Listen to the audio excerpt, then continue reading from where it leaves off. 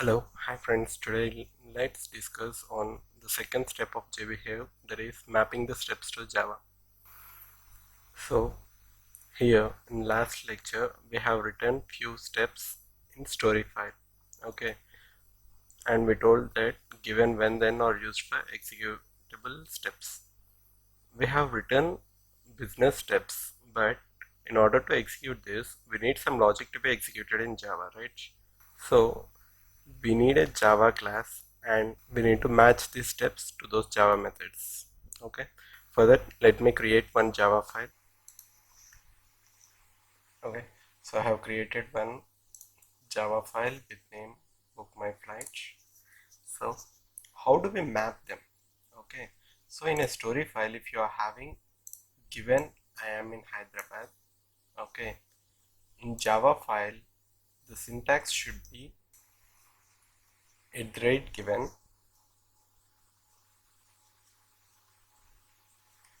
in double quotes close bracket. Okay, so this should follow by a Java method. Okay, so this is the syntax. Okay,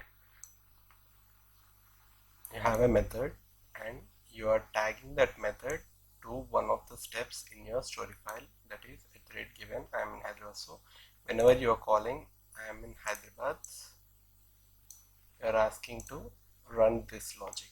So similarly for next steps, okay, here I've given and. So what does and mean? The previous step. So it means the previous step keyword. So here and is following given. So we can use @given. Okay.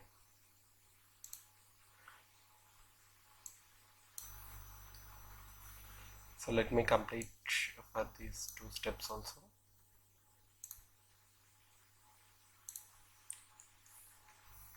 So whatever the keyword you are using there, the same keyword you have to use in the Java file in order to map.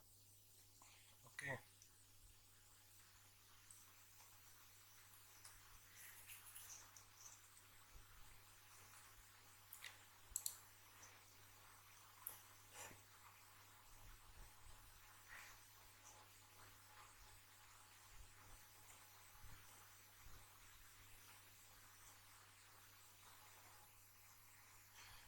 See how I'm preparing the mapping.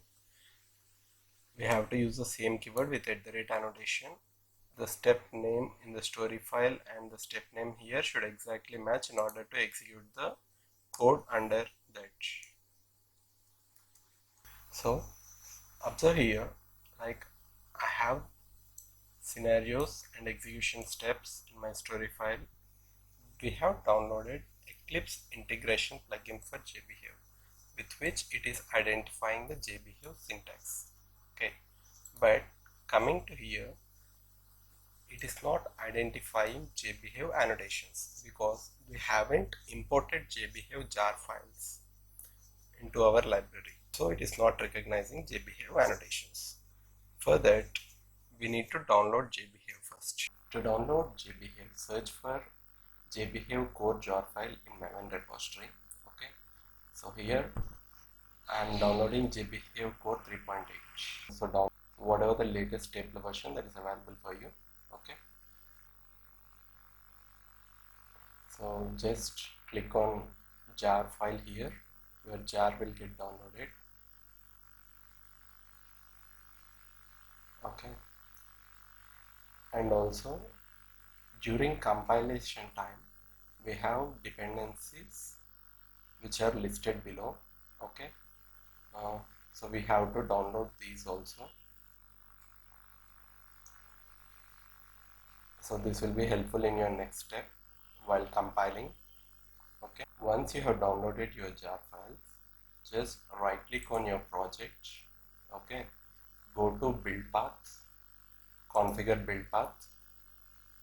Okay, here in libraries, click on class path, then the options will enable. Okay, So I am going to add an external jar. So I'm clicking on add external jar. Okay. So from the list of jars I have downloaded, I need jBehave core. Okay. I have already imported it. You can see here jBehave core 3.8 jar. Okay. Similarly, I have imported remaining jar files also, which are useful for compilation. Okay. Once you import jar file, apply and close. Okay. Your annotations will start getting recognized from them. Okay. You have to just import the annotations. That's it. So till here we are done with two steps. The first step is writing the story file.